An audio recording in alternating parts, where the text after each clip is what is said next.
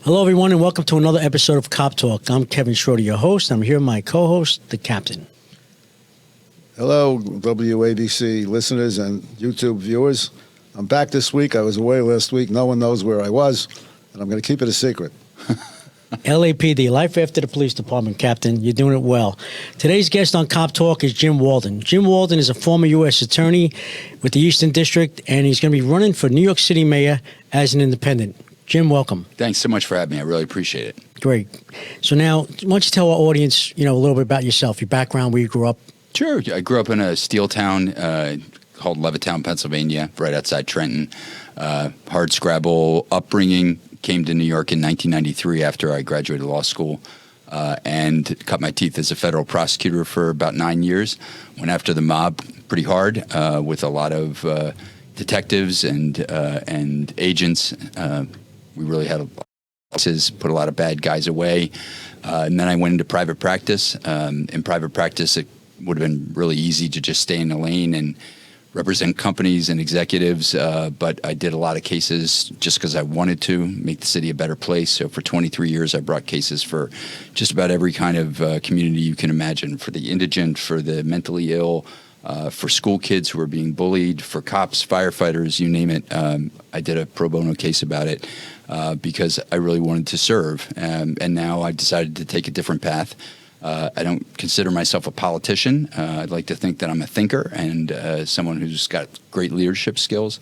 So I've been building a law firm that I started 10 years ago and had to break the bad news to them that I wanted to step away to serve the city in a different capacity, and that's what I'm doing. What type of law do you practice? So I'm a generalist, so I do some white-collar defense. I do commercial litigation. I do administrative cases, dabbled in human rights law. Try to do things that are interesting. Lucky enough to be able to pick the cases that I work on, and they run the gamut. Now, big question. What made you decide to run for New York City mayor? I looked hard at the choices, and I looked at both mayors going backward and candidates going backward, and I looked at the people that were either in the race or I knew were going to get in the race. And basically, it fell into two categories that people are going to have to choose from, and it's people that either are, disgraced or problematic politicians, have gotten themselves in trouble over any number of things, or people that are very, very far left of where I am. And I really believe that what New York City needs is a great CEO, someone who wants to manage the city in an apolitical way from a centrist perspective, focusing on the things that people really care about: safe streets, affordability, fixing the educational system that's still not serving, a lot of our kids, getting corruption out of City Hall. Those are foundational issues to me. I knew that I could do the job, and so I want people to have a choice for someone who's not a failed leader, not a leftist, but someone who wants to call balls and strikes and govern down the middle. Yeah.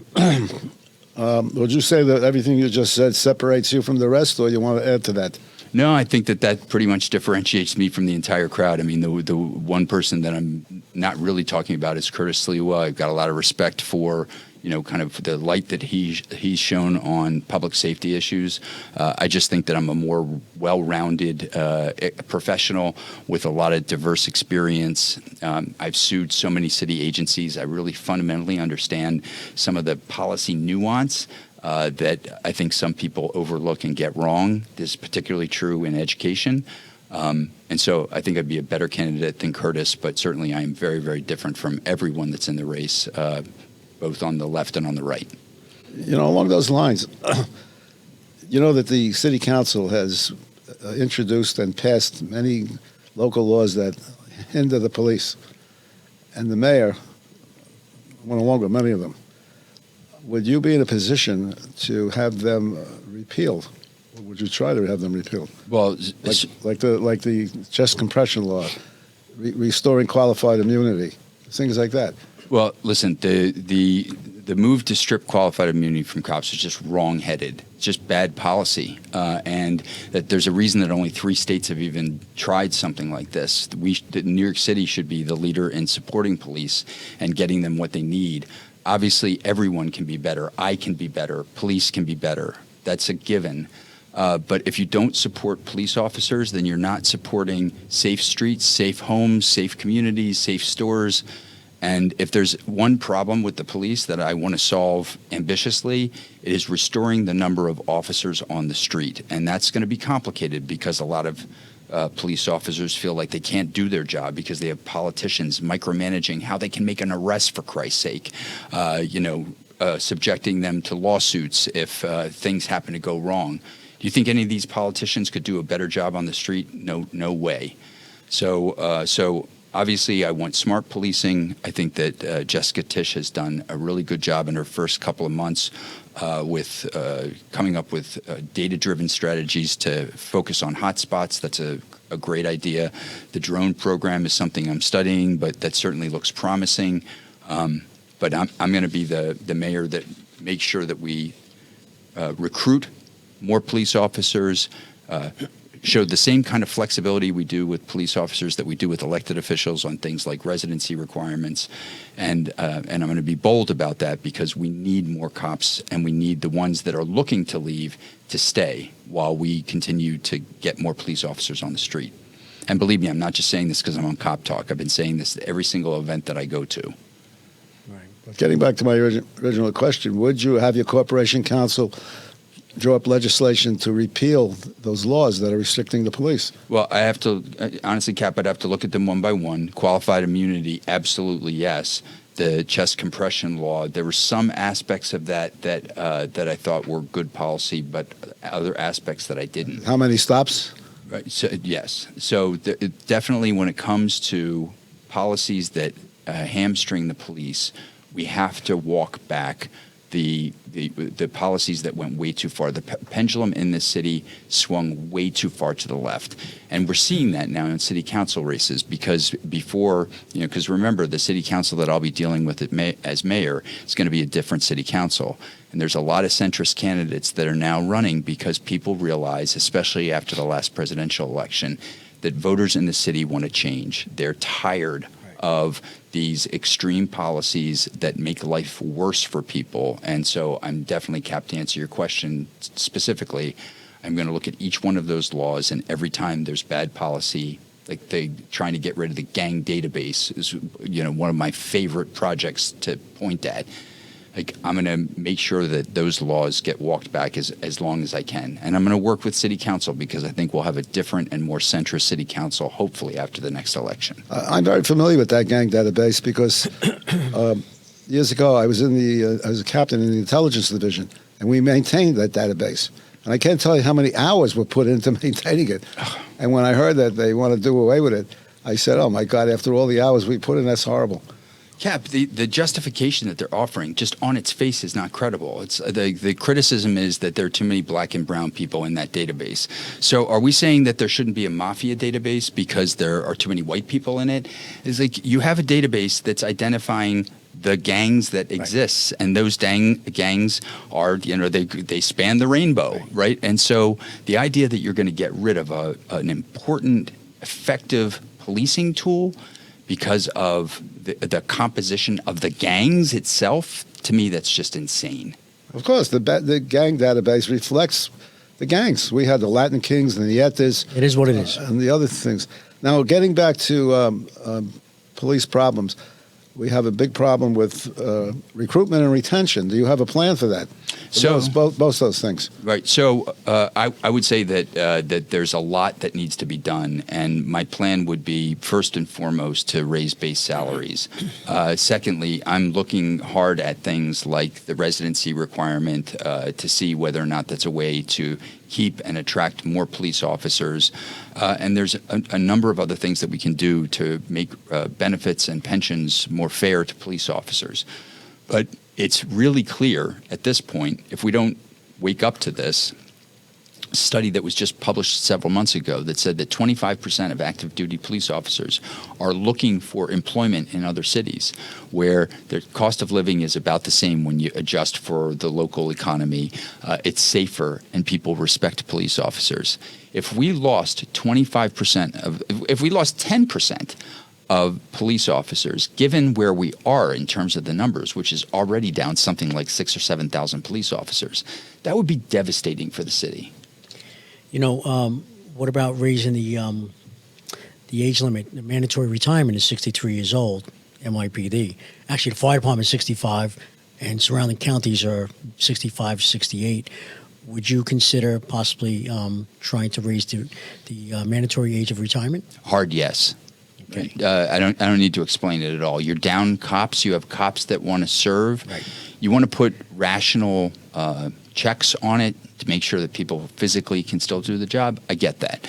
But when you have police officers that are dedicated, that want to stay on the job in those years, especially since other cities and states are doing it, there's no rational reason not to lift that age to retain more of the police officers we have.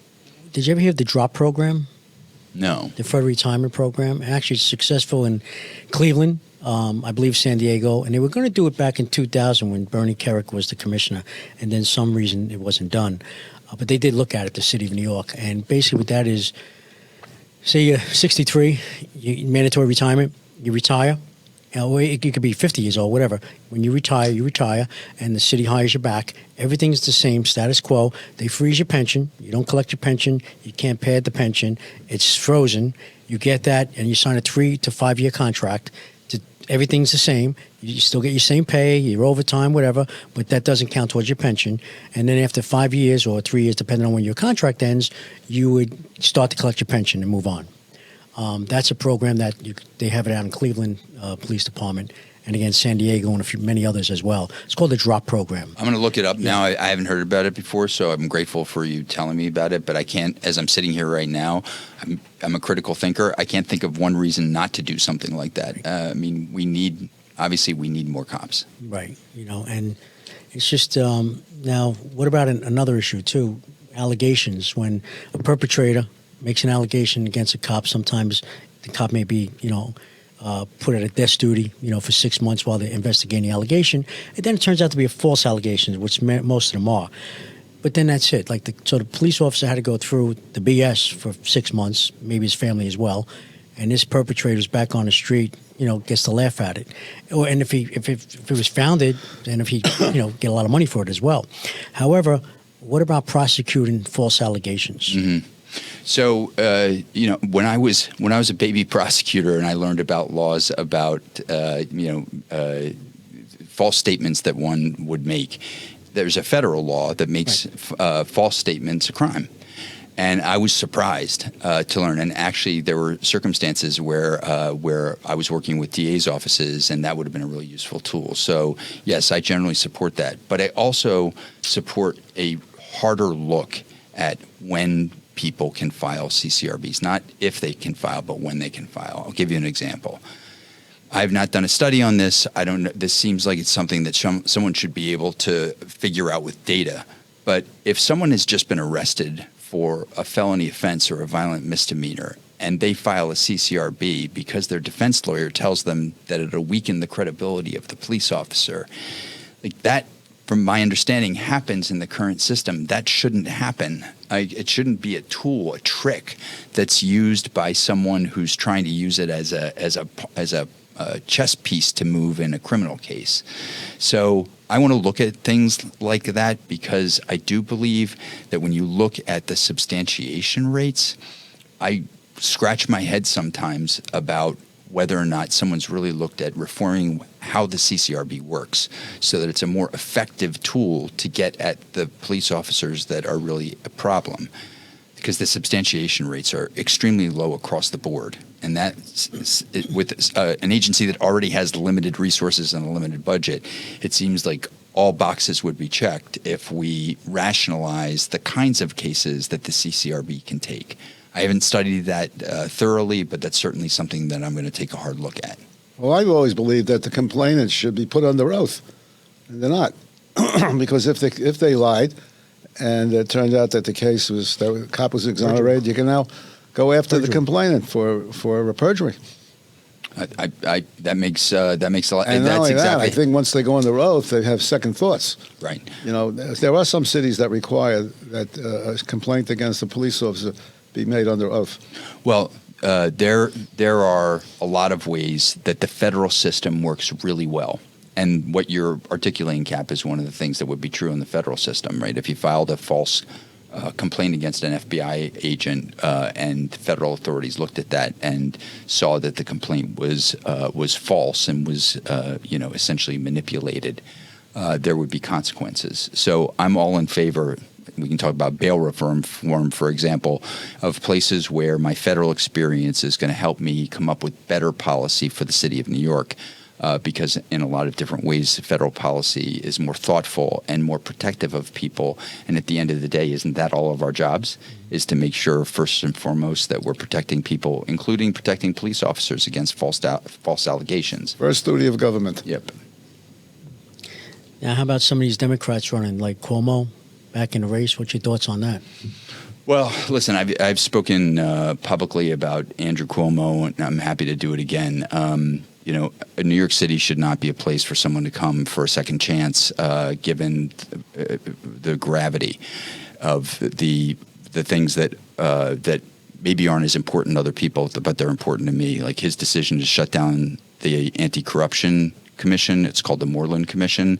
When it was starting to look at his people, to me, that's Eric Adams type behavior, and he took a beating for it. And ultimately, no one really cared. I think people care about that kind of stuff now.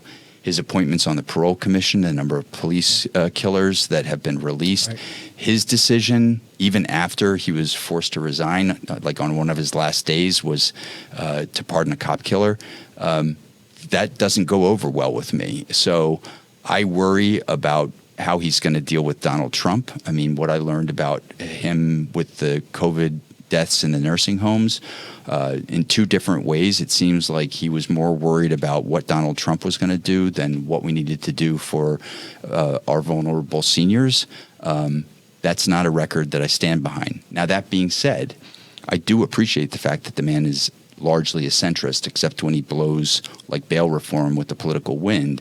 His general governing is a centrist perspective, and I think that alone separates him from a lot of the people on the left that have essentially their policy is to give things away for free and assume that the city's going to be able to survive that.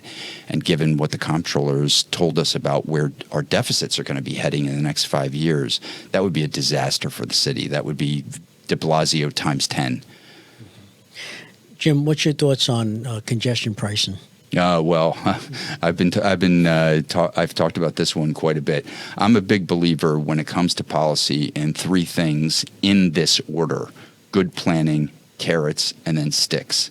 Congestion pricing went right to the sticks, and everyone says, well, we studied it for 20 years. Well, no, you didn't study it very well, because I'll give you an example. You want people out of a certain zone. How about moving parking garages, right? It's very, very simple. You want people not to drive in the zone, take parking garages, put them outside the zone, and makes a whole bunch of the spots free for those people that drive electric cars. Then you're going to drive carbon down. That's called urban planning.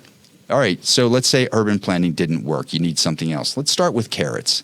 Let's give people incentives to get out of their cars. First of all, let's make sure our subways are safe. And, we're now ticking a little bit in the right direction, but we all know that the subways are still in dire need of more policing.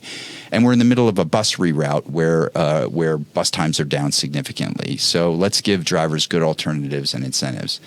Then, if that doesn't work, then maybe try the sticks. I'm not there on the sticks yet. So if it were up to me and I was mayor, I would get rid of congestion pricing on day one, and I would start again with those three things: good planning, carrots, and then sticks.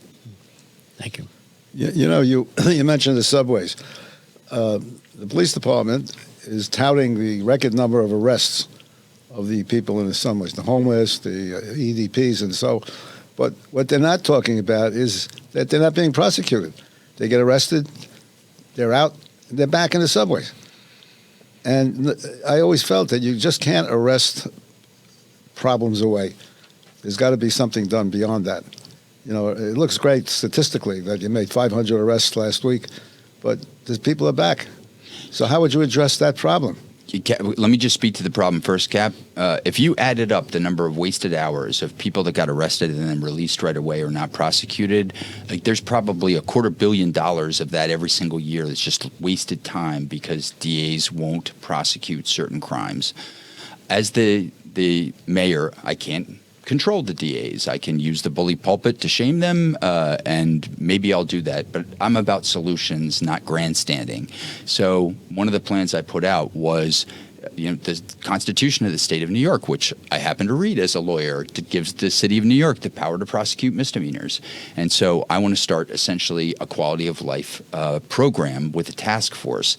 Now, we're going to have to make sure that it's well balanced so that we don't go into some of the excesses of quality of life crimes. But when it comes to things like fare beating and it comes to things like e-bikes that almost cream people, I want to have enforcement and use that enforcement to make sure that we identify people with long jackets that have recidivist pasts and keep them in jail. So my program is going to have investigators, police officers, prosecutors, and a dedicated court, just like you mentioned earlier, the Chicago gun court. I think it's really important when the DAs aren't doing their job that the city of New York step in on behalf of the people and do the job. And you know what? We're going to have our own city bail law. And as long as I can get city council to go along, I think a lot of centrist, sensible people want this. I'm not saying that every single person is going to be kept in jail. Obviously not. But with respect to recidivists, right, when you've got a long jacket or you've got even a prior conviction that involves violence, in this court, there's going to be a presumption, just like federal law, that you stay in jail unless you can prove you're not a danger to the community. Now, as a misdemeanor, I'm only going to be able to prosecute people for up to a year. But the city charter, I don't know if you guys know this, the city charter, which I also read, has a power that no mayor's ever used before. I don't even understand it, to tell you the truth. But the mayor is actually the chief magistrate of the city of New York. So the mayor has the powers of a judge. So I'm going to use those powers to make sure that we have laws within our borders that reflect our values and our need to protect people, especially if the DAs aren't going to do the job themselves. I'm familiar with that chief magistrate thing because LaGuardia, when he was the mayor, he used it. Cap, you telling me something I didn't even know. Do you remember how? No, I think he heard cases on his own. I got to. Now you're making me look stuff up. I love that. That's great. I'll look it up. Thank you. Now before you mentioned the DA's office. Correct me if I'm wrong. Doesn't the city fund the DA's offices? I know that they're a state, basically like a state agency, but I believe the funding comes from the city. Cap, you could be right that there's some portion of their budget that the city funds, but I think it's mostly money from Albany and some money from the federal government, but I'll have to check that. Because if it's true, the mayor would have power over that. That's something he can hold over the DA's head. It is true, but what I'd rather do is solve the problem myself, because I don't want to have to rely. I mean, if there are DAs that, as a matter of their own politics and serving their own base of supporters, that believe that somehow it's unfair to hold recidivists accountable. I mean, listen, when I was a federal prosecutor, we were going after the mob. If somebody spit gum on the street, I would pick them. I'm obviously exaggerating, but if it was someone that was a recidivist, that I could keep him in jail for 2 weeks and he wasn't on the street, I would bring that case as long as it was a good case. From my perspective, that's what the DA should be doing. There should be a mechanism where they're looking at, I don't care if it's fair jumping, I don't care what the crime is. If they have someone who's a recidivist or has a history of violence, they should be looking at full prosecution and making an example of those people. I'll give you another example, hate crimes. Hate crimes are spiking in the city against certain communities, and the DA's offices should be announcing zero tolerance policies for hate crimes, so that if you commit a hate crime in our city against anyone, we're not plea bargaining with you. You are going to go to jail. We are going to prosecute you. We're going to seek your remand. We're going to prosecute you, and you are going to stay in jail. When you make examples like that, there's this word that people don't use that much anymore. I scratch my head at it. It's called deterrence. Right? If you want order, if you want people to follow the law and you want crime to go down, right, you've got to create deterrence. It's great that the mayor talks about the decreases in crime. I celebrate it. I celebrate him. I celebrate Commissioner Tisch for that. But the truth of the matter is smaller crimes, including assaults, are continuing to go up. And if you look at the data, which I have, it's also disproportionately being shouldered in the Bronx. I mean, I can't remember if it's 4 or 6 times more likely to be murdered in the Bronx than you are in Queens. Right? Of the top 10 precincts overall for crimes in the city, 6 of them are in the Bronx. We've got to be doing a better job. And if the DAs are not going to do the job for the Bronx, I'm going to do it as mayor. Cap? Another question I have for you. ICE. Yeah. ICE and the relationship with the police department. Now, we've had the director of the ICE office here twice. We've had full Ken discussions. Ken Janello, right? Ken Janello. And it's always been my belief that the police should take a very strong role in the enforcement of the immigration laws. I know that politically there's a lot of controversy over it, but the fact is the police are the eyes and ears. They come in contact with these people for traffic violations, aided cases with people sick, domestic relations, for a variety of reasons. Police come in contact with these, and they should be able to call the ICE and tell them we have a person who we believe is illegal. That's the way it used to be when I came in the department. Mm-hmm. It changed when Koch was mayor. He issued an executive order barring the police from helping out Immigration Naturalization Service, as it was called then. And then that executive order was codified by de Blasio into law, which restricts us. So what would you do if you were mayor to help that situation and make the police more available to assist ICE? Right. So a couple things. I've spoken on this, and this is one of those issues where I'm just a centrist. I'm not going to please everyone, and I really don't care. There is a sensible version of a sanctuary city that I think most New Yorkers would agree with, and that's when a mother's taking her kids to some agency to get benefits for the kid because the kid's an epileptic and he needs medication, right? That the agency shouldn't be squealing on the mother and the kid to the cops just because she's illegal. I believe in that, and I think most people do. But stopping cops from arresting illegal aliens when they come across them, when they're committing some sort of crime or violation, even if it's just a violation, to me, that's not sanctuary law. That is essentially encouraging illegal immigration. And I didn't support what happened with the buses for sure, but I think that there are ways that we have to be more common sense when it comes to our interaction with migrant communities. I mean, Eric Adams should have stopped those buses, and he had the legal means to do it, and he chose not to do it because he didn't want to appear anti-immigrant. I believe in getting people that don't belong in the country out of the country as empathetically as possible. In that process, I want to protect families and keep them together. Even if it turns out that one of the family members is a criminal, I want to make sure that we have some process so we keep the family close to the jail, right? So that we do the most that we can to protect families. But I want to tackle all of these issues from a centrist perspective, not an ideological one, with a couple of core tenets. Tenet number one is if there are people that don't belong here, we do what we need to do to get them out of here. However, we keep families together to the maximum extent possible, and we don't have our agencies reporting on moms and kids when they're trying to get benefits while they're here.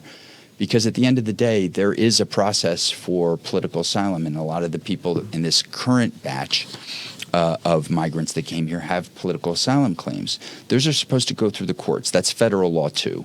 And what we need is help from the Trump administration to get more immigration judges here, because if we ultimately, having done this, not done this, but being aware of the immigration process from my time as a prosecutor, something like 80% or more of the political asylum claims are going to get rejected by the courts. And so if that's true, if those statistics bear out and even 60% of them get rejected, we need more judges to do that more quickly so that we're not in these immigration cases that take 7 years while we're paying for people that really don't belong in the country. So when I deal with the Trump administration, it's going to be a give and take, and I'm going to do what I need to do to protect New York values and to protect common sense, while at the same time cooperating with the federal officials as the law requires anyway. Jim, Did I answer your question, Cap? Yeah, to a great extent. Okay. you brought up Mayor Adams. Can you touch on his case in the U.S. Eastern District? Yeah, I mean, let me just start a little bit before that, which is this is part of the reason that the political machine really that we have, because that's really what we have. We have a political machine. It frustrates me to no end because everybody knew that he was corrupt when he was when he was Brooklyn Borough president, right? Everyone understood that.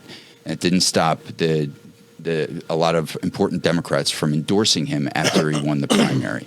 So now we're stuck with Eric Adams, who, remember, that case, he started reaching into agencies before he was even mayor. For Christ's sake, he had only won the primary, and he's already reaching into the FDNY to get favors done for his campaign contributors and his friends. That is nuts. So I was personally disappointed that the case was dismissed because I think it sends the wrong signal to every kid in the city. That if you're an important person, we'll just pretend that it was political interference. Let's put aside the fact that the people that were prosecuting were largely Republicans. But in this crazy day and age, you can kind of spin anything into a political prosecution. I knew the evidence in that case. It was not a political prosecution. He did those things based on the evidence that I saw. And I was disappointed that it was dismissed. Now, we don't know what's going to happen with him, right? Because the federal judge is still sitting on the dismissal application. So we're going to have to wait and see. Could he refer that case to the DA's office? Would that be double jeopardy? No, it's a really good question, Cap. And if Alvin Bragg wanted to bring a case against the mayor, he could do that. I'm not going to be using my voice to encourage that because I hate when people do that with respect to their political opponents. I think that's what's gotten us in trouble. So I was the person literally right after I declared that refused to tell him that he should resign. What is the right thing for the state is for Kathy Hochul to use her leadership and to suspend him, make the evidence from the Southern District case public, and then make a decision based on the evidence whether or not she should throw him out. And that's what the law requires. And from my perspective, she's not doing her job because if she really cared about New Yorkers, she would suspend him. If she suspended him for 30 days, the first deputy mayor would sit. Wouldn't be Jumaane Williams. She could make the evidence public, and the public has a right to know that evidence, even if he's not going to be prosecuted for it. And then she could make a decision about whether to remove him. That would have been the right process. You know, President Roosevelt, when he was the governor of the state, he called in Jimmy Walker. They were ready to. He was ready to bring him up on charges, and I think he was entitled to a hearing, if I'm not mistaken. Even though the governor has the power to do that, I believe the mayor still has a right to present his side. Anyway, Roosevelt got Jimmy Walker to resign. So, Cap, I knew you were smart. I didn't know you were such a student of history. You're super impressive. But you're 100% right. But what the law doesn't say is how. It doesn't have to be a full trial like with a jury. Right. The governor can basically has discretion to devise what the process is. That's consistent exactly with what I'm saying because, listen, the Southern District did a prosecution memo, right? That's how these cases go. There's a document that describes all the evidence. You know, a certain number of the witnesses could be called. This could be done relatively quickly. The documents could be produced. It's her that is the judge, basically, at the end of whatever the processes that she devises.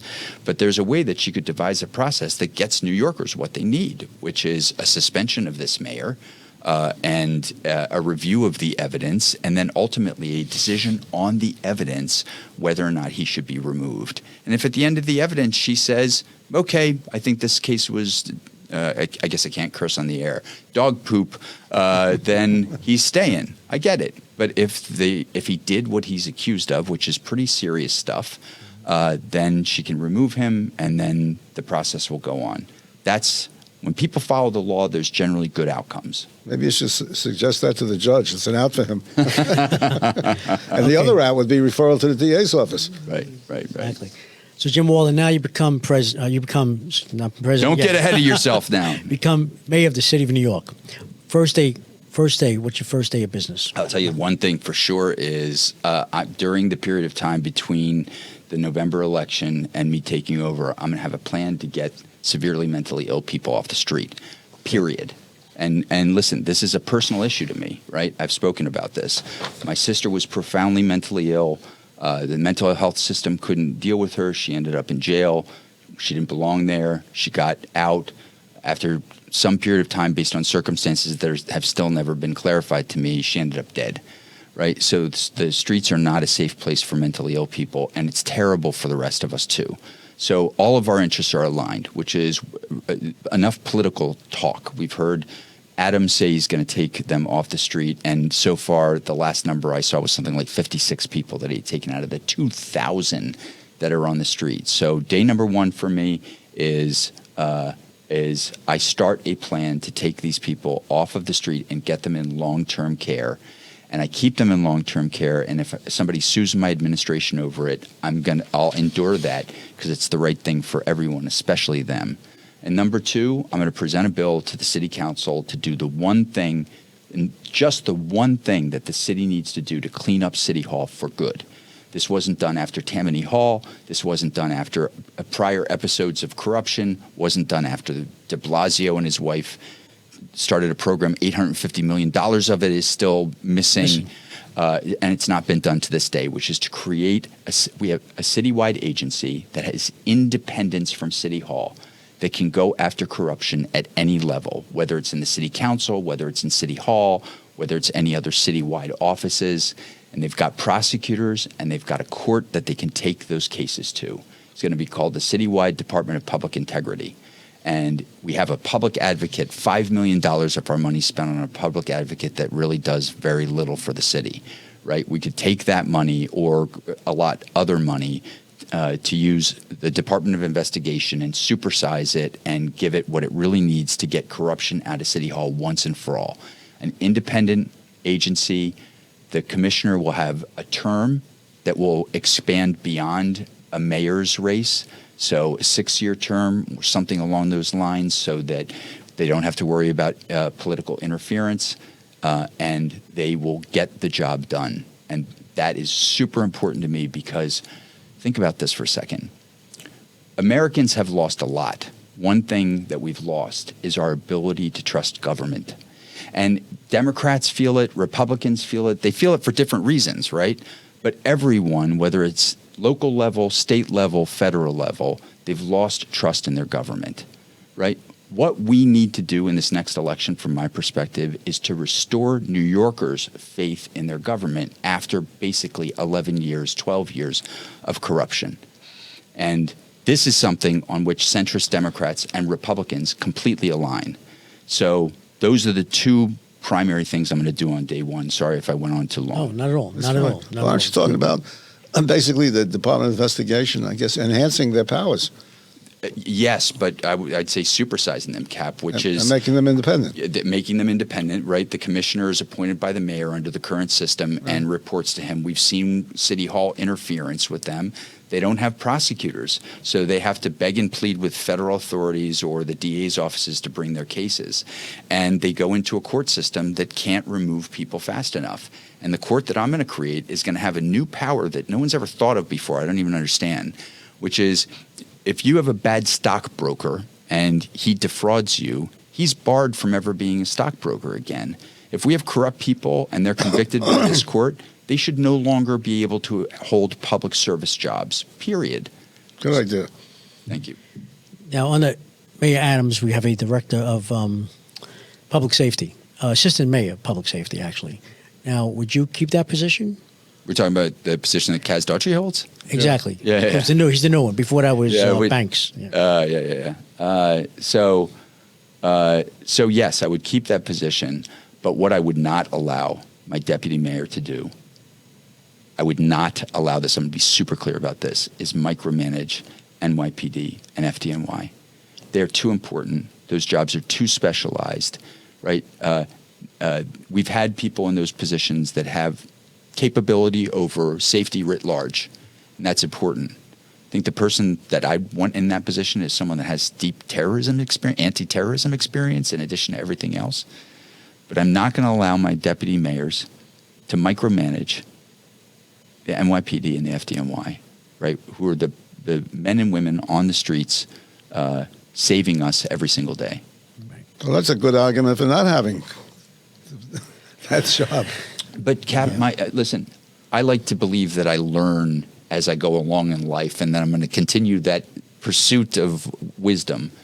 From my perspective, it does make sense to have someone looking at the overall pie, right? Someone who is looking at the larger trends, whether it's got to do with crime and safety, fire and safety, sanitation and safety, that really kind of looks at the big picture, is looking at things like resilience, as well as, because resilience is a safety issue as well.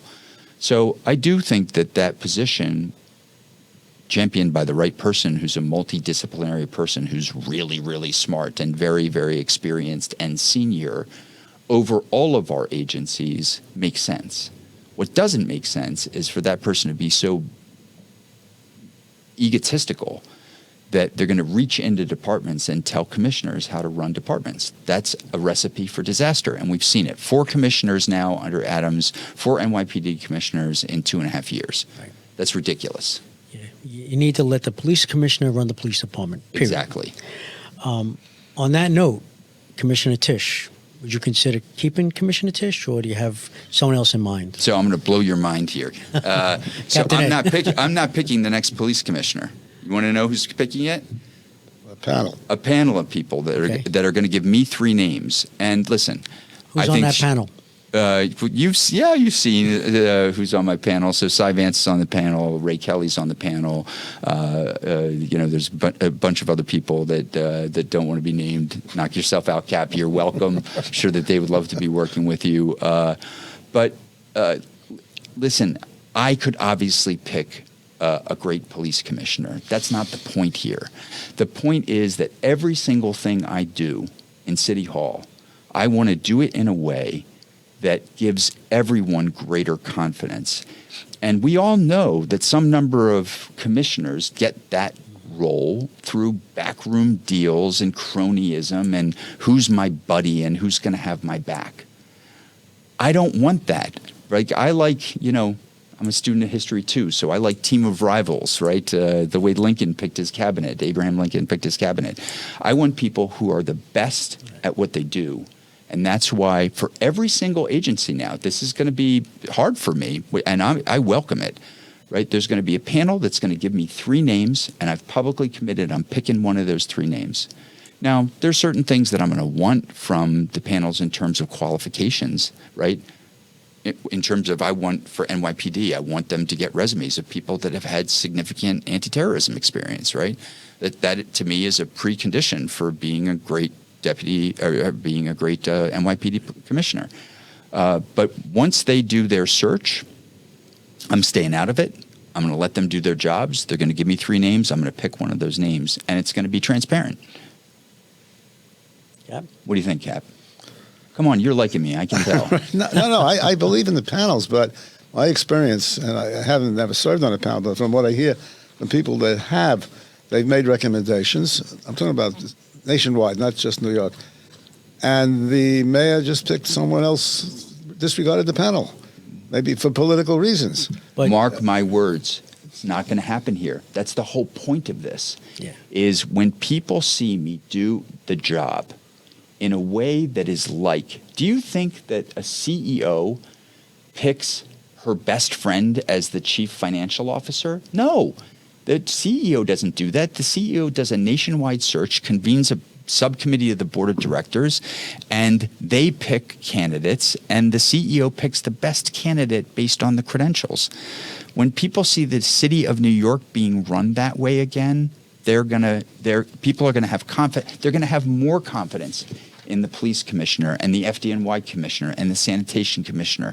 Know that they are beyond reproach because they're being picked not by politicians, but by subject matter experts that care about the city and care about the important functions of our agencies. Well, I agree with that. But sometimes those panels are used just to make things look good, where a candidate is already picked. No one knows about it.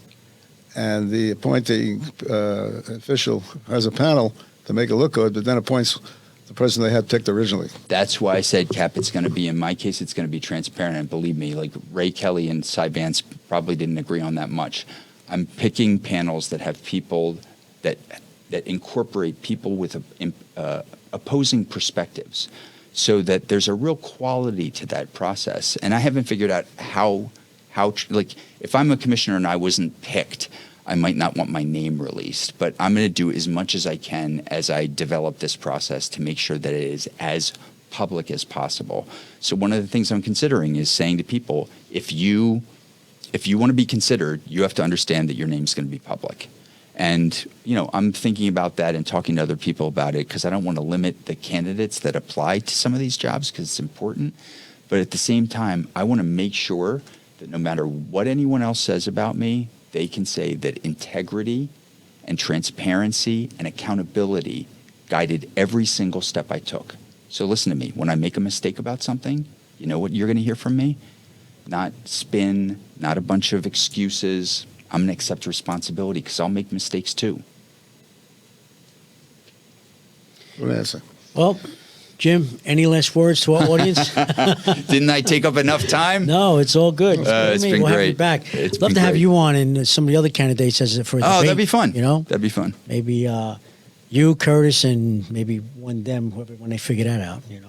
That's an idea. A little Maybe. panel of candidates. That would be great. Yeah, that'd be great. That'd be a But lot one of where fun. we can mix it up, right? Absolutely. Yeah, These yeah. mayor forums, I'm going to one tonight. They're very staged, and they ask the same question of every candidate. There's no mixing it up. I like to mix it up. No, we'll mix it up, open forum. Good. Good stuff sells. It's all good. Good.